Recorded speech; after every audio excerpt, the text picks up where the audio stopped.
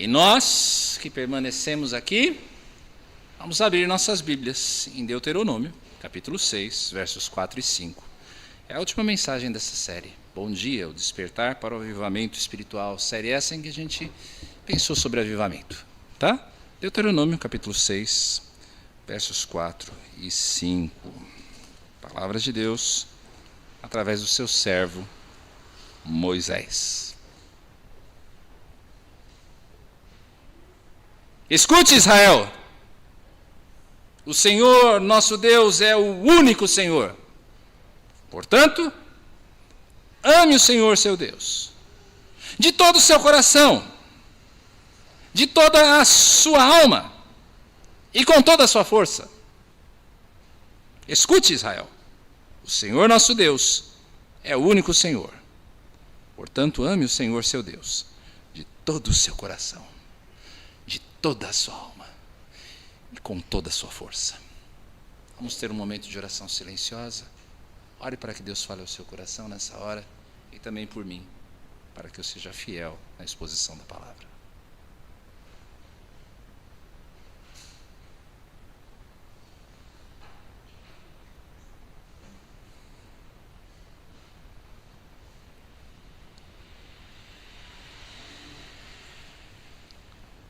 Dá no Senhor tua graça de ouvirmos a tua voz nessa hora. É o que te pedimos no nome do Senhor Jesus. Amém. Meus irmãos crentes em Jesus, a Bíblia é muito clara para ensinar para mim e para você quem é que nós somos. Você sabe bem quem você é. Eu espero que você saiba muito bem quem você é. Nós somos redimidos.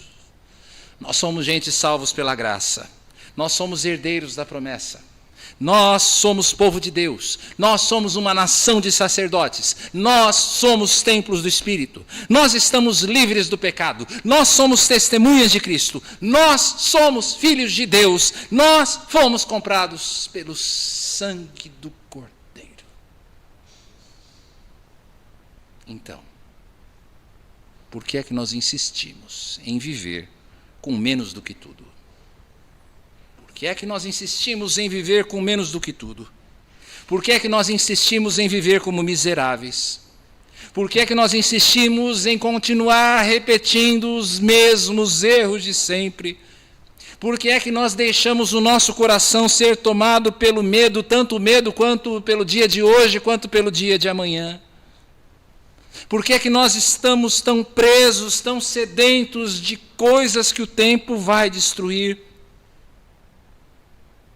Se tudo aquilo que eu acabei de dizer é verdade, por que é que não há alegria no espírito?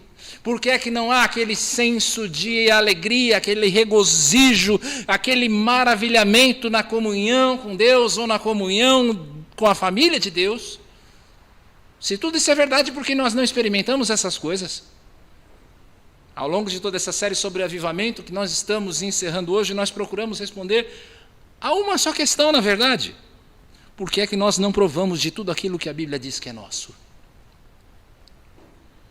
Pode ser que o problema, pode ser que o laço, como nós trabalhamos aqui, seja o amor às riquezas, sejam os pecados não confessados, sejam as nossas prioridades equivocadas, seja o temor pela nossa reputação, seja uma falta de zelo pela palavra de Deus, seja a nossa falta de dedicação a uma comunhão sincera com o corpo.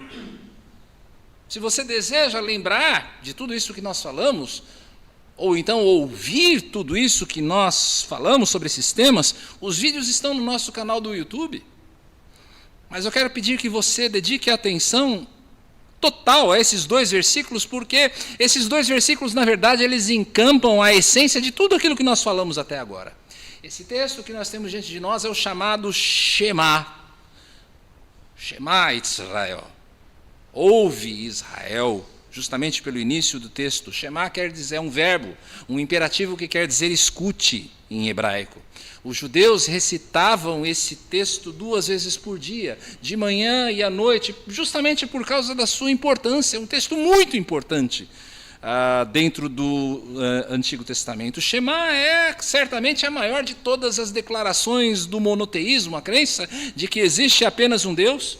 Os comentaristas assumem que o Shema é o resumo de todo o Deuteronômio, que é a base de toda a ética, na verdade, do povo de Deus, da maneira que o povo de Deus deveria viver, a base é o Shema. Em resumo, o contexto aqui, para você entender a importância desse texto, é o seguinte: Deus deu a Israel mandamentos, e nós sabemos disso. Deus deu a Israel mandamentos. Se Israel obedecesse, eles iriam provar de tudo aquilo que o Senhor reservara para eles. Mas se eles desobedecessem, eles não deixariam de ser o povo de Deus, porque a aliança do Senhor não se baseava em obras, não se baseava no que eles fizessem ou deixassem de fazer, mas em lugar de bênção, esse povo iria experimentar maldição. E isso como uma disciplina da parte do Senhor. Então nós temos esses dois versículos. No meio desse contexto nós temos esses dois versículos. E a minha pergunta para você hoje é: você quer provar o melhor de Deus? Deseja provar o melhor de Deus para a sua vida? Não apenas a certeza da salvação que Cristo conquistou para você, mas de uma vida abundante, cheia de poder do Espírito, cheia de alegria em qualquer circunstância.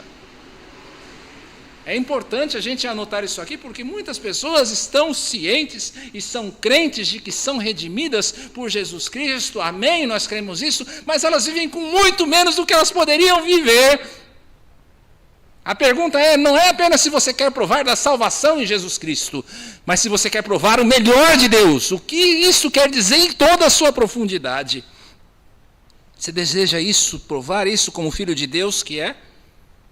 À luz desse texto, então, eu exorto você: tome posse de tudo o que é seu. Tome posse de tudo que é seu. Deus é fiel ao que promete, meus irmãos. O que quer que a Bíblia ofereça para você como promessa divina, acolha e espere isso, mas Deus não prometeu a você milhões.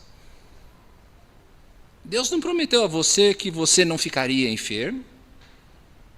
Deus não prometeu a você fama ou reconhecimento. Deus não prometeu a você uma vida livre de problemas. Mas tudo aquilo que Ele prometeu, isso pertence a você. Se você se contenta com uma vida miserável, se você se contenta com uma vida tomada pela ansiedade, uma vida que se deixa abalar pela menor brisa, sem o menor traço de alegria espiritual, sem sede, sem fome por Deus, sem poder no Espírito para revelar ao mundo que Cristo é o seu Senhor, então você precisa ouvir o Shema. Se você se contenta com isso, ouça o Shema, porque Deus quer dar a você vida em abundância. É a promessa dele. Deus quer dar vida em abundância, é a promessa do Senhor, e eu pergunto a você hoje: você quer isso? Vida em abundância? Deseja isso? Você deseja provar de toda a vitalidade essa vida que desce do céu para o seu coração? Que a sua vida de fato seja uma árvore plantada junto a um ribeiro de águas? Você deseja isso? O Shema te toma hoje a duas decisões. Bem fácil para você guardar, para levar para casa, para você viver isso todos os dias, para você ensinar outros também. Fácil. Ouça. Ame. Ouça. Ame. A primeira decisão que você precisa tomar hoje para tomar posse de tudo que é seu é ouvir. Ouça. É aprender quem Deus é e aquilo que Ele fez por você.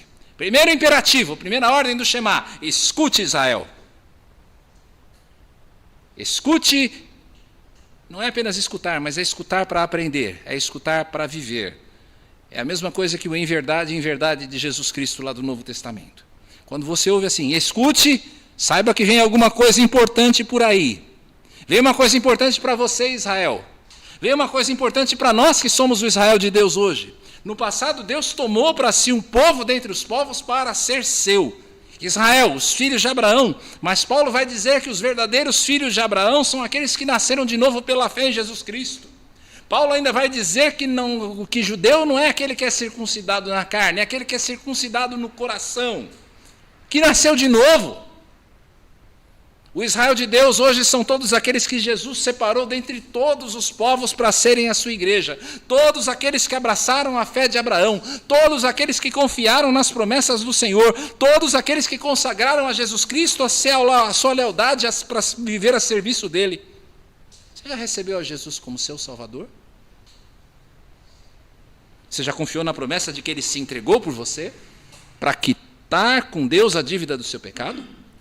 Já fez isso? E você já fez também, você já recebeu a Jesus como seu Senhor, você se arrependeu dos seus pecados e você busca viver todo dia, com todo o empenho, aquilo que Ele ordena? Então você é parte do Israel de Deus. Então, é Deus falando com você agora, ouça Israel. E esse ouça é para você. Ouça! Ouça quem é Deus. Ouça quem é Deus. Ele é Yahvé, o Senhor, aquele que é o eterno. É isso que aponta o nome de Deus, o grande nome sagrado de Deus, o tetragrama, Yahvé. Esse nome nos fala da natureza de Deus. Antes que alguma coisa no universo fosse, Deus já era. E quando as últimas luzes do tempo se apagarem, Deus ainda vai ser. Por mais que a ciência e os cientistas lutem contra a verdade que Deus é, os zombadores sempre vão bater contra um muro intransponível. O que é que havia antes de haver alguma coisa? O que é que existia antes que qualquer coisa existisse? É uma barreira que os cientistas não conseguem passar. E jamais conseguirão, se não assumirem que existe um Deus. Mas nós temos a resposta. Quando você abre a sua Bíblia, no primeiro versículo da Bíblia, a resposta está lá. No princípio, Deus criou os céus e a terra. Simples, cristalino, abrangente, suficiente. O nosso Deus é. Ele é Yahvé, e sendo que a Ele aquele que é, Deus é autossuficiente. Deus não necessita do poder, Deus não necessita do conselho humano. Onde é que você estava quando Deus criou todas as coisas? Quando Deus colocou as estrelas no céu, onde é que nós estávamos? Quando você fecha os seus olhos e você dorme, o universo para, por acaso? O tempo do relógio para? Alguns até gostariam disso para dormir um pouco mais, mas o relógio não para. Deus não necessita de mim e de você. Tudo o que existe foi feito pela sua palavra. Circunstâncias não podem mudá-lo. Deus é o mesmo sempre. Deus é consistente em todos os seus atributos. Deus é perfeito em cada um deles. Deus criou todas as coisas não porque Ele necessitasse dessas coisas, mas para que a sua glória fosse conhecida por meio delas. Nós não podemos oferecer para Deus nada que não venha dele mesmo. Deus não necessita das suas orações. Deus não necessita do seu culto. As nossas boas obras não podem mudar a Deus. Por isso Moisés pode dizer, escute Israel, o Senhor é o único Senhor. Ele é o único porque não existe o outro. E Ele é o único porque os ídolos criados segundo a imaginação dos homens não podem se comparar de maneira nenhuma a Ele.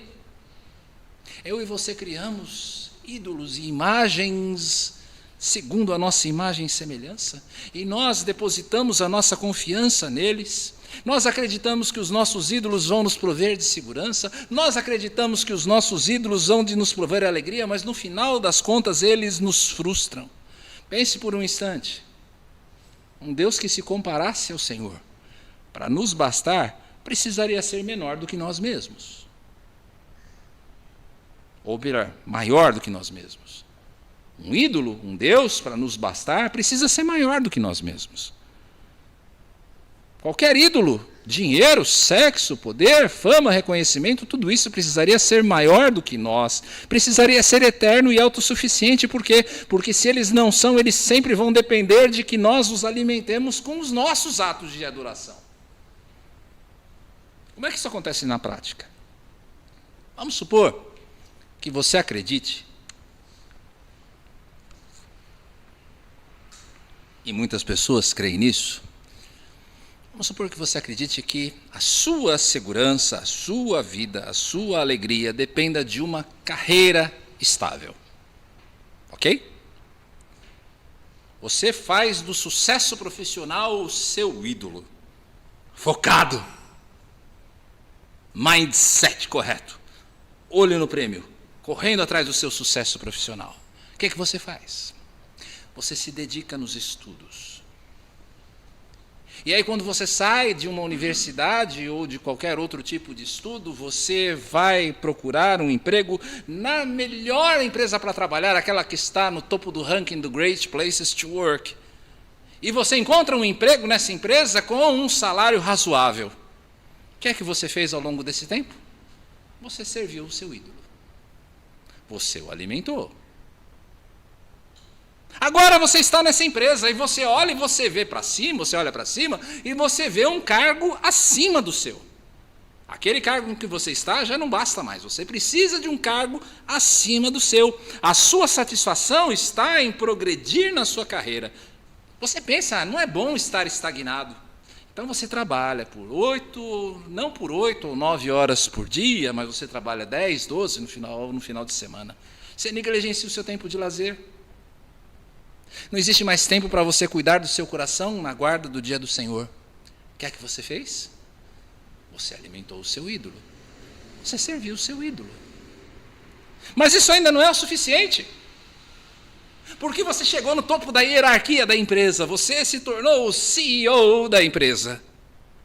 E aí você olha agora para baixo, para um degrau abaixo, e o que é que você vê? Você vê um jovem ou uma jovem brilhante, cheia de disposição, com apetite pelo sucesso, tanto quanto você tinha quando você estava no lugar dele. Esse jovem, essa jovem conhece todas as técnicas, todas as tendências mais modernas, todos os trainings. O que é que acontece? No seu coração você começa a ter medo. Seu ídolo está ameaçado agora. Tem alguém ameaçando o seu ídolo. Então o que é que você faz? Você compromete a sua ética. Você praticamente anula a sua vida familiar. Você queima a sua saúde pela falta de descanso e de uma alimentação adequada. O que é que você fez? Você, mais uma vez, alimentou o seu ídolo. E isso não tem fim. Você percebe como é que os ídolos do coração de forma alguma podem se comparar ao Senhor? Nós servimos a Deus, é claro, mas nós não servimos a Deus porque Ele precisa. Somos nós quem precisamos. Somos nós quem precisamos de ministério, de oração, de sacramentos, de comunhão. Somos nós que necessitamos de obediência, sabe por quê? Porque na obediência da lei do Senhor, há vida. Deus não necessita nada de nós. Dinheiro nunca vai ser suficiente. Sexo nunca vai ser suficiente, poder nenhum vai ser suficiente ou vai te satisfazer. Os deuses das falsas religiões sempre vão necessitar da observância de normas, de rituais, de templos, de prédios, mas o Senhor mesmo fez uma casa no nosso coração para si. E Ele espera agora que nós o sirvamos em espírito e em verdade. Por quê? Porque Deus não necessita de nada que venha de nós. Nada. Esteja atento aos falsos ídolos do coração. Pergunte-se sempre de onde partem as promessas de segurança ou de alegria sobre as quais você baseia a sua vida. A escolha que você tem hoje, meu amado irmão, minha amada irmã, a escolha que você tem hoje é a escolha que Josué submeteu ao povo na sua despedida. Escolha hoje a quem você vai servir, se aos falsos deuses desse mundo ou se ao Deus verdadeiro. Escolha hoje.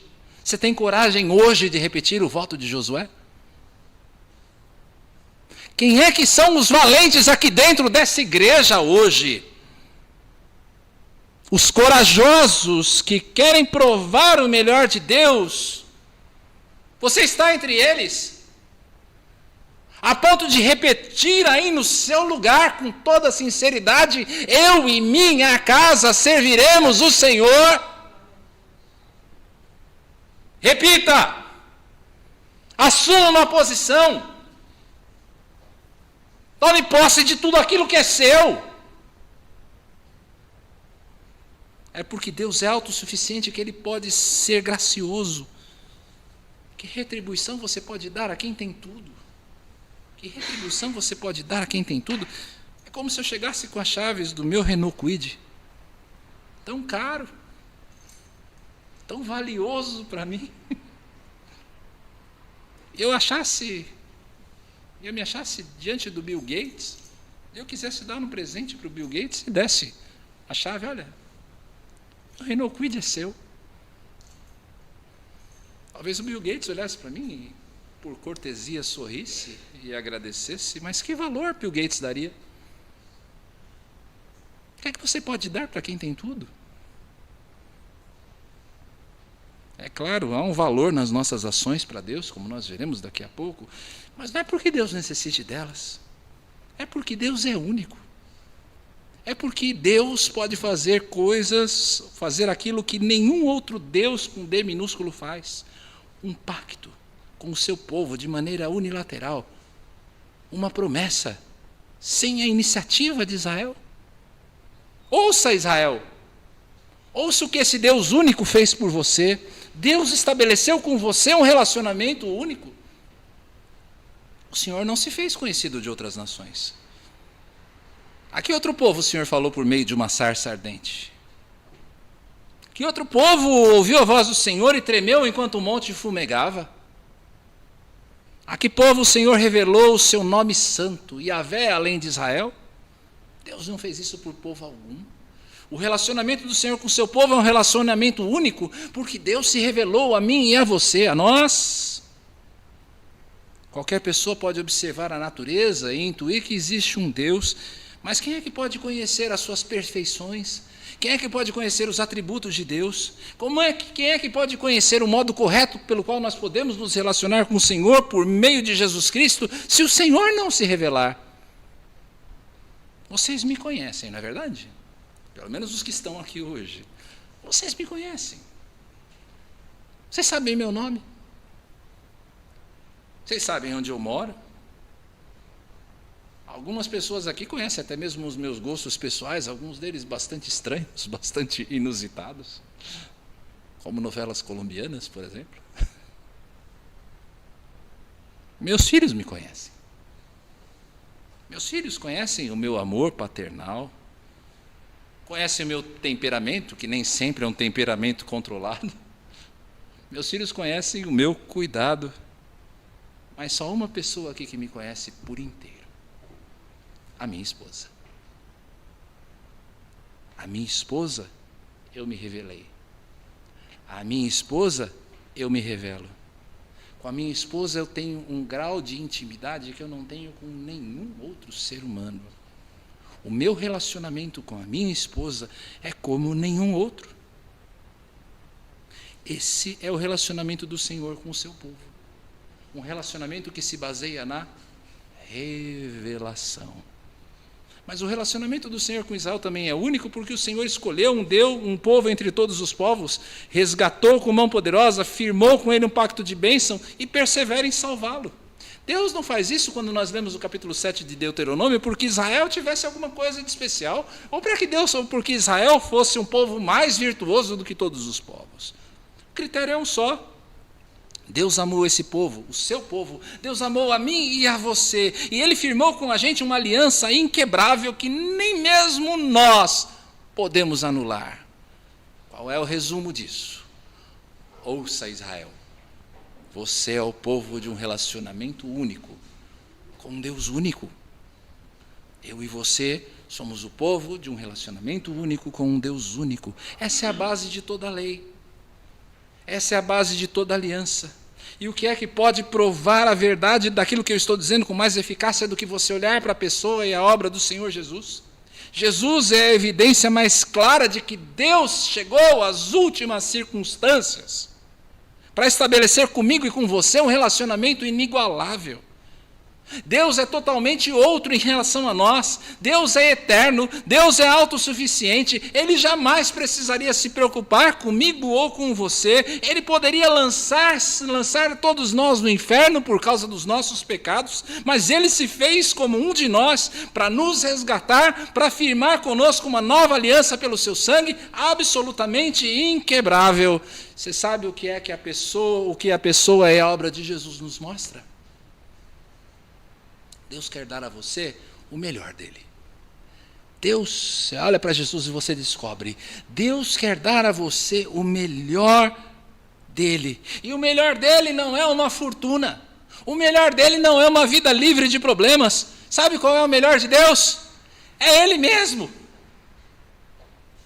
É Ele mesmo. Que tal hoje você tomar posse desse presente? O maior de todos os privilégios do crente não é conhecer a Deus. O maior privilégio do crente é que Deus o conhece. Deus escolheu você pelo nome. Está lá.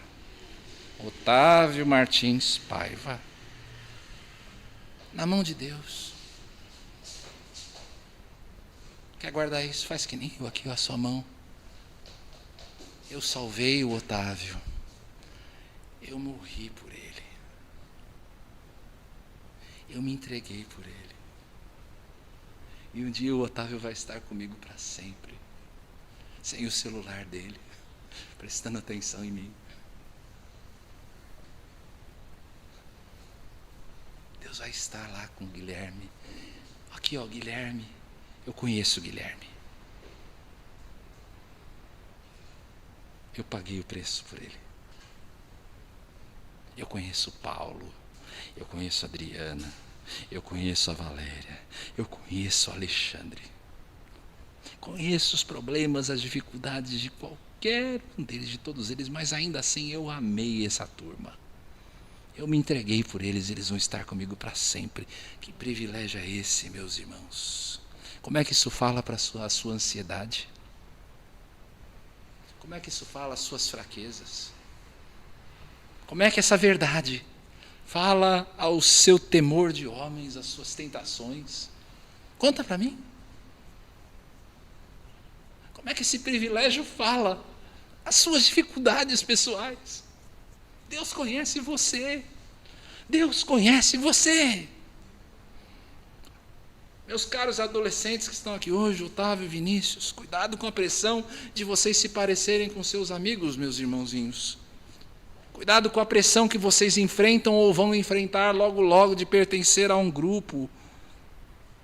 Vai bater em vocês a tristeza por vocês não sustentarem os mesmos valores dos seus amigos, de vocês não acreditarem nas mesmas coisas que eles acreditam, de vocês abraçarem coisas que eles não abraçam, deles abraçarem coisas que vocês não podem abraçar, e vai bater uma tristeza no coração. Eu estou falando porque eu já passei por isso. Mas quando bater essa tristeza e você se sentir sozinho, você se sentir abandonado por essas coisas, lembre-se de uma coisa: seus amigos não têm o que vocês têm. Seus amigos não têm o que vocês têm. Uma identidade única com Deus que ama vocês. Eles não têm isso. Como é que você pode tomar posse de tudo que é seu? Primeiro, ouça sobre quem Deus é e sobre o que Ele fez. Ouça, escute, aprenda como Deus estabeleceu um relacionamento único com você. Ouça. Agora vamos compreender qual é a nossa parte. Que resposta nós devemos dar a Deus por quem Ele é e por aquilo que Ele fez? Ame. Ame. Se você quer tomar posse de tudo que é seu, se você deseja provar vida abundante, se você deseja tomar posse da terra prometida, onde mana leite e mel, ame o Senhor de todo o seu coração, de toda a sua alma e com toda a sua força. O verso 5 começa com uma conjunção. É conjunção, não é? É conjunção, Vinícius. Portanto, qual é a razão para você amar o Senhor? Está lá no verso 4. Porque o Senhor é o Deus único. que escolheu ter um relacionamento único com você. Sabe qual é a base do relacionamento que as pessoas estabelecem com os falsos deuses? Não é amor, é medo. É medo. Medo que aquilo que você faz não seja suficiente. Medo de que a despensa vai ficar vazia. Medo que o relacionamento acabe. Medo que o seu ídolo fique irado porque você não se dedicou o suficiente. Os ídolos desse mundo são alimentados pelo teu medo. O teu medo de que alguma coisa roube a tua paz, de que alguma coisa roube a tua segurança, de que alguma coisa te roube a alegria. Então você serve os ídolos porque você tem medo. Mas o relacionamento com o Senhor não pode ser baseado no medo. É claro, a justiça, a santidade do Senhor, as perfeições do Senhor nos fazem tremer. Mas são justamente as mesmas coisas que nos fazem tremer, que nos fazem amar a Deus. Porque se um Deus tão grande, tão cheio de poder e de glória, escolheu se fazer próximo de nós, como não amá-lo? Como perdemos, meus irmãos, como nós perdemos tão fácil a grandeza do que significa termos um relacionamento com o Criador de todas as coisas. Como nós perdemos com facilidade isso. Sabe esse Deus a quem você acabou de cantar essas canções? Você parou por um instante para pensar enquanto você cantava que o Deus para quem você cantou tudo isso é o mesmo Deus que abriu o Mar Vermelho? Não há diferença. Será que você se lembrou que o Deus a quem você cantava é o Deus que no deserto fez chover pão do céu, codornizes do céu, fez sair água da rocha para o seu povo? Você estava cantando para Ele?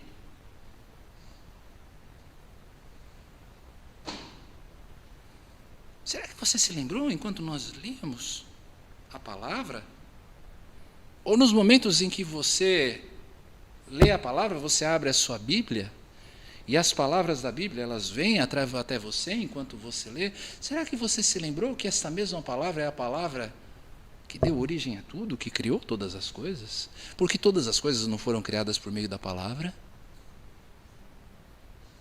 Você se dá conta de que quando você está falando a uma pessoa que está morta nos seus delitos e pecados, a mesma palavra que você está falando para ela é a palavra que levantou a Jesus Cristo dentre os mortos e que nos levantará no último dia. Então ela tem poder para levantar aquela pessoa dentre os mortos. Você tem a noção da grandeza disso, querido?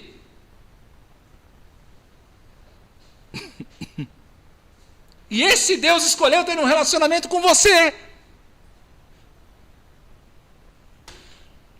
Você que pega ônibus, você que paga imposto, você que às vezes luta para manter o teu relacionamento, você que luta para criar os seus filhos, esse Deus escolheu ter um relacionamento com você. Você que às vezes não pensa como convém, não fala o que convém, não vive como convém, vive com o coração cheio de ansiedade, vive com o coração cheio de mágoa, esse Deus ainda assim escolheu ter um relacionamento com você. Mas o que é que significa amar o Senhor? Amar é muito mais que emoção, meus amados. Biblicamente, amor é prática. Amor é serviço. Amor é dedicação. Amor é lealdade. E sim, amor também é afeição. Quem ama, obedece. Quem ama, obedece. O Senhor não precisa, deixa eu falar uma coisa para você aqui, ó. O Senhor não precisa das suas palavras bonitas.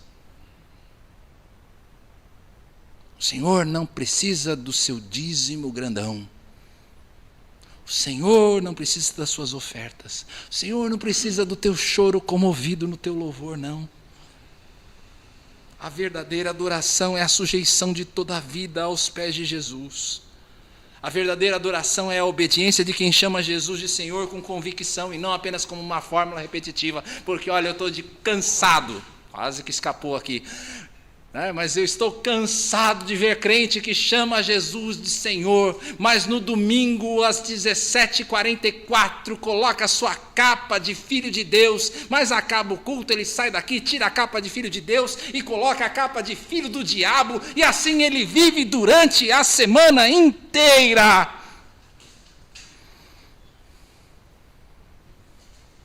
É a atitude de quem já descobriu que os mandamentos do Senhor não são pesados, mas restauram a alma. Quem ama obedece, quem ama serve. O amor é sempre ligado à prática, e essa prática é sempre ligada à maneira como nós servimos ao próximo. Quem ama serve. Quem ama encontra alguém que está perdido nos seus delitos e pecados, alguém que está perdido nos seus caminhos, em uma profunda crise existencial. E acredite, sempre as pessoas têm alguma crise existencial, se elas não estão em Jesus. E elas servem, elas amam o Senhor, servindo ao Senhor com seu testemunho. Quem ama serve, serve o próximo com gentileza. Como está difícil a gente achar gentileza nesse mundo, não é verdade? Parece que nós vivemos cercados por animais. Queridos adolescentes, graças a Deus isso não é o caso de vocês aqui, mas a sua geração perdeu qualquer noção de por favor, muito obrigado, com licença, desculpe.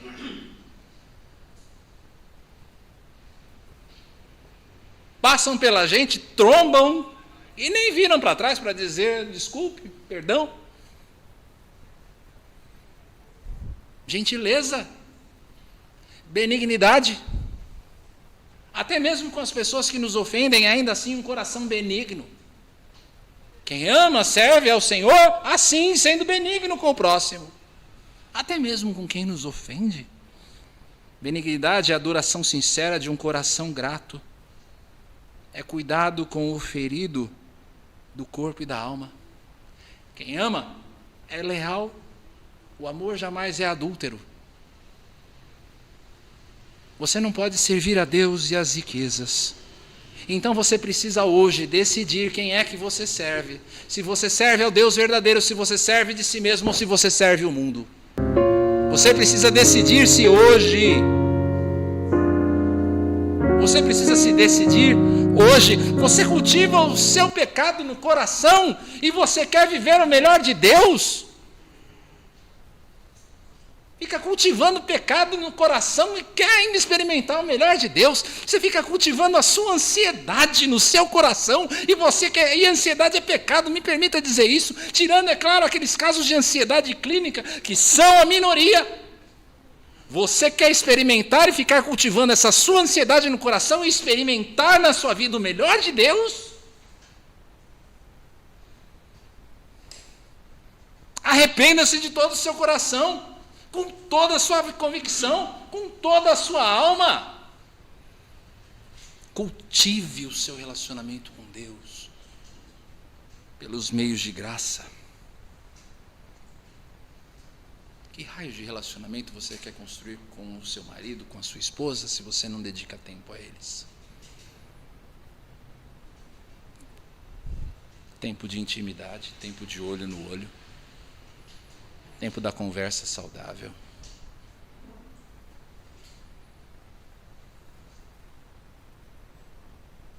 Cultive a intimidade com Deus pelos meios de graça, em tempo de oração, em tempo de meditação na palavra, no domingo com o povo de Deus. É incongruente demais. A gente quer passar a eternidade com Deus, não é verdade? Você quer passar a eternidade com Deus, mas você não consegue reservar um mínimo de tempo diário e semanal com Ele. É incongruente. É inconsistente.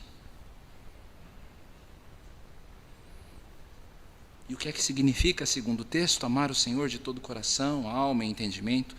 Você vai encontrar intérpretes fazendo diferenciações aqui, mas na verdade todos esses termos eles são intercambiáveis. O que o texto quer dizer ao nos ordenar amar o Senhor de coração, alma e força é que você ame o Senhor com tudo que você é. Ame o Senhor com tudo que você é. Nenhuma área escapa. nenhum cantinho. Quer ver? Ame o Senhor com o seu corpo. Deus escolheu habitar em você. Deus escolheu fazer de você o templo do Espírito. Não é verdade isso? Nós cremos nisso. Suponhamos o seguinte caso. Você me chama para a sua casa, Neemias me chama para a casa dele. Dona Suzana, para receber o pastor, dá aquela limpada boa, que a gente dá quando vai receber visita, né? A gente tem esse costume. Dá uma limpada boa, deixa tudo em ordem, bonitinho. Agora suponhamos que eu bato na porta. Ô Neemias, tudo bem? E eu com uma sacola na mão. Neemias, Suzana, como é que está? Vocês estão bem, queridos? Ótimo, que bom, né? E aí eu começo a virar uma sacola que se revela uma sacola de lixo. Casca de banana, papel higiênico, tudo jogando na sala do Neemias. Jogando na casa dele. É a mesma coisa que você faz se você não cuida do seu corpo, do templo do Espírito. Você usa substâncias que causam mal ao seu corpo? Cigarro, álcool em excesso, gordura em excesso, açúcar em excesso. Porque, olha, eu vou dizer uma coisa, já virou quase um aforisma isso aqui. Crente não bebe, crente não fuma, crente não usa droga, mas como crente come, e come mal.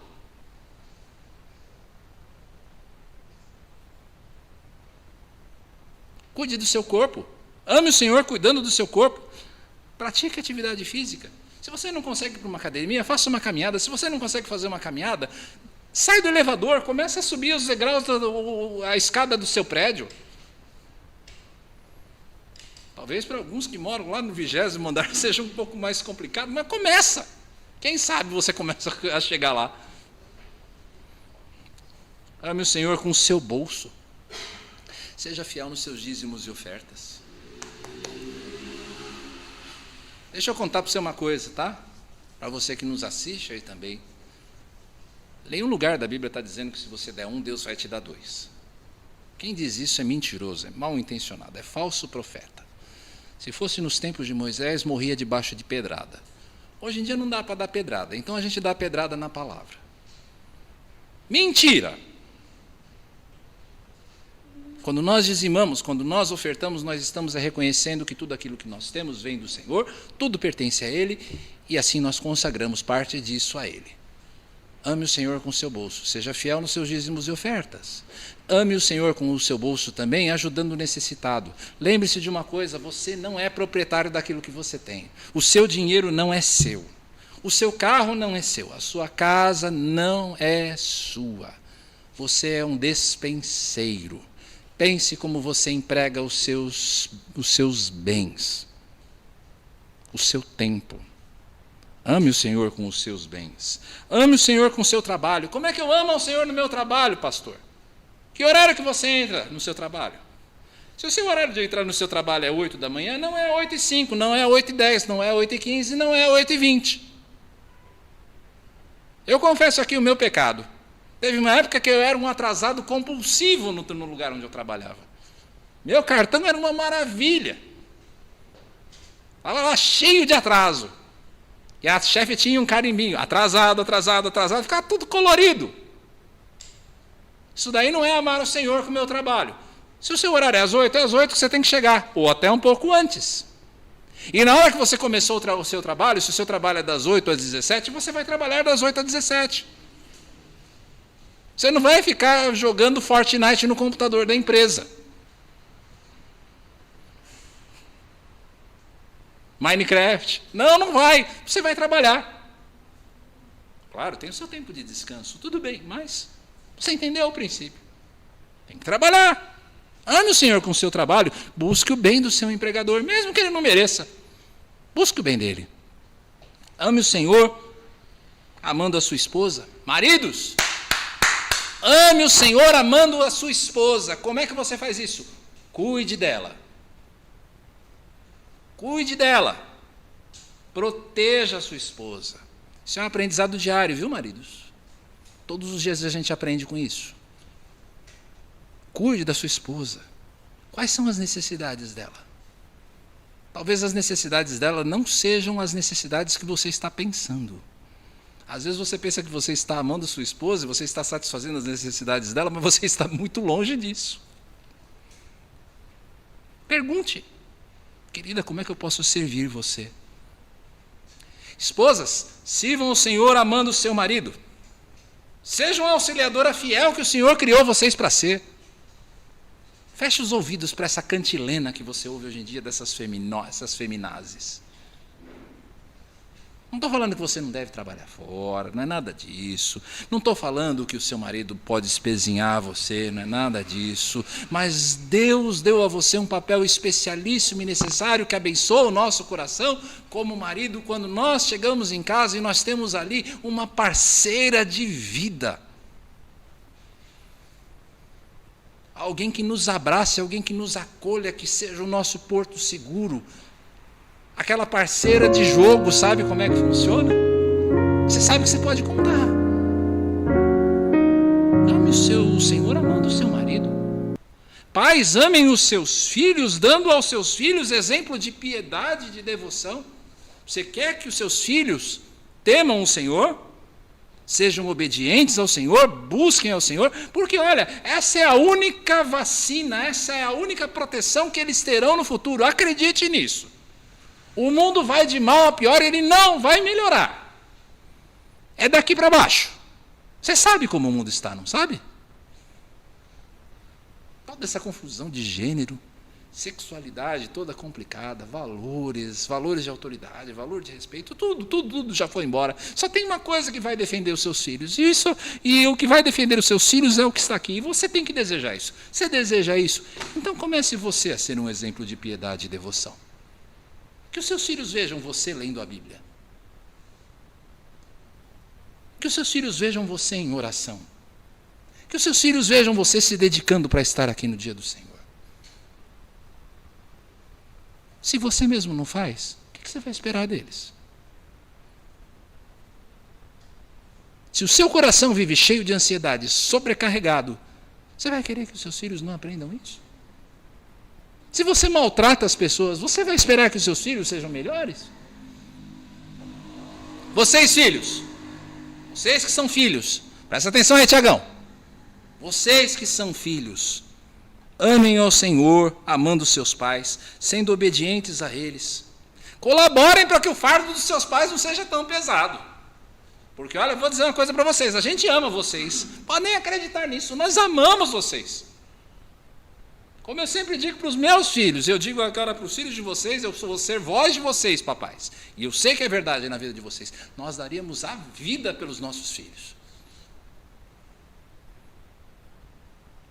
Tenta aliviar o fardo um pouquinho. Ai, como é que eu faço isso, pastor? Faz as coisas sem a gente precisar mandar 2 vezes. Que tal? Faz o dever de casa sem que a gente precise ficar em cima. Arrume seu quarto. Não é indireta não, tá? Ninguém aqui dê risada pensando que é indireta. Não é não. É direta mesmo. Tá? Para todos aqui, mas para todos os filhos. Aliviem o nosso fardo. Ame o Senhor amando a sua igreja.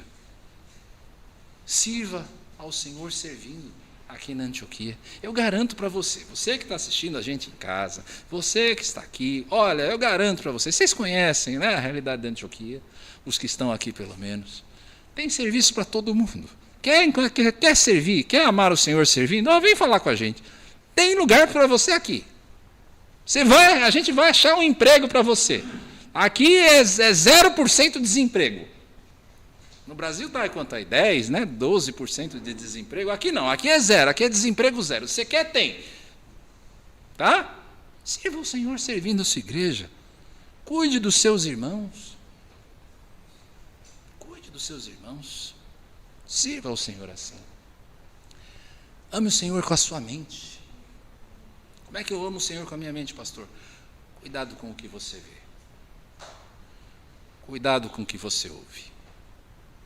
E geralmente quando a gente fala isso, a gente pensa em pornografia, pensa em impureza, mas tem muito mais do que isso. Tem cada palpite hoje em dia em internet que eu vou te falar, viu? Cada influenciador falando groselha e abobrinha, até influenciador que se diz cristão. Cuidado com o que você ouve. Cuidado com o que vai enchendo a sua cabecinha. Ame o Senhor. Acima de tudo, ame o Senhor. Para completar, hoje a gente se estendeu um pouco para mais. Tome posse de tudo que é seu. Tome posse de tudo o que é seu. Ouça, ame. Ouça, ame. Desperte para o avivamento, para uma vida espiritual muito mais rica, muito mais abundante no Senhor, e eu garanto para você, ela existe. Não importa em que nível você está, não importa se a sua vida espiritual já é hoje uma vida rica, fértil, abundante de alegria no Senhor, você pode ter mais. Deus é uma fonte inesgotável. E não importa também se a sua vida hoje está fria, ela pode ser reaquecida no calor da graça de Deus, desse Deus único que estabeleceu conosco um relacionamento único. Ame o Senhor de todo o teu coração, de toda a tua alma, com todas as suas forças. Senhor bendito, ajuda-nos nisso, porque certamente, Senhor, são muitas as tentações que nos levam a desviar. Eu e Paulo, Senhor, procuramos fazer, ó Deus, ao longo dessas últimas semanas, o nosso melhor aqui, mostrando aos nossos irmãos, ó Pai, como nós podemos ter esta vida mais abundante. Rogamos a Ti, Senhor, abençoe o nosso esforço, e que cada irmão ou irmã aqui, Senhor, possa experimentar um verdadeiro avivamento na sua vida pessoal, na sua família, na sua vida contigo, ó Pai. Nós oramos no nome do Senhor Jesus. Amém. Vamos nos colocar em pé, meu?